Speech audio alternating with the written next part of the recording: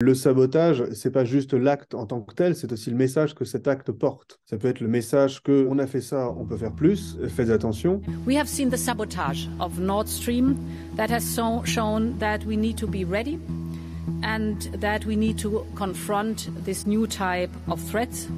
So today we are launching an EU-NATO task force for resilient critical infrastructure.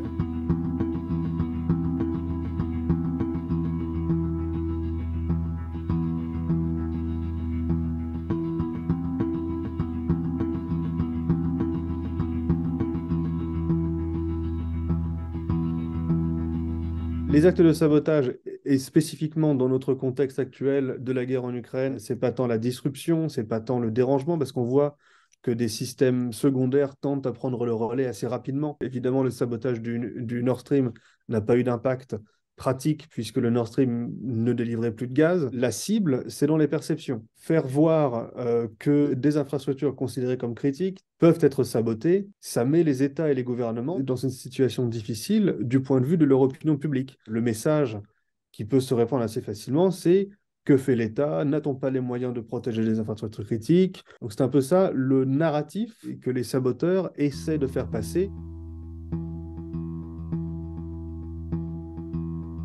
Évidemment, le sabotage du Nord Stream a requis des capacités que des individus ou des groupes d'individus ne peuvent pas se permettre d'acquérir. Mais sur d'autres sabotages de moindre ampleur, type échangeur électrique à la direction des trains, des centrales électriques, ça peut se réaliser à moindre coût économique et politique aussi. Parce que c'est assez facile au final de jouer sur l'ambiguïté et d'échapper à l'accusation, à la responsabilité de ce genre d'action.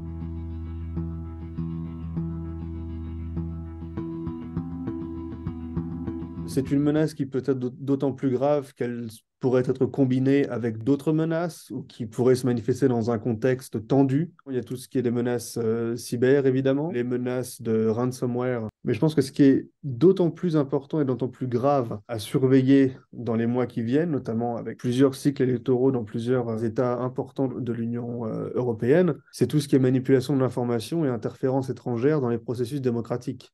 Pour qu'une démocratie perde sa crédibilité du point de vue de la perception de sa légitimité par sa population ou du point de vue de sa capacité à gérer la crise, à surmonter la crise. La guerre en Ukraine fait prendre conscience de l'importance très profonde pour l'Union européenne qu'il y a à se préparer. Ça fait au moins 2 ans que le processus est en cours, donc ce n'est pas juste un réactif à la guerre en Ukraine. On voit que l'Union européenne est généralement mieux équipée pour le spectre global de ce qu'on peut qualifier comme menace hybride.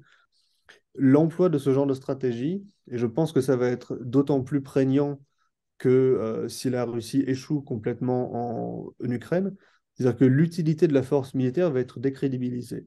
Donc, en réaction en miroir, l'utilité de ce genre de tactique, de ce genre d'action non militaire, moins chère, qui emporte moins de responsabilités politiques par définition, va se voir remise au goût du jour, ou en tout cas intensifiée.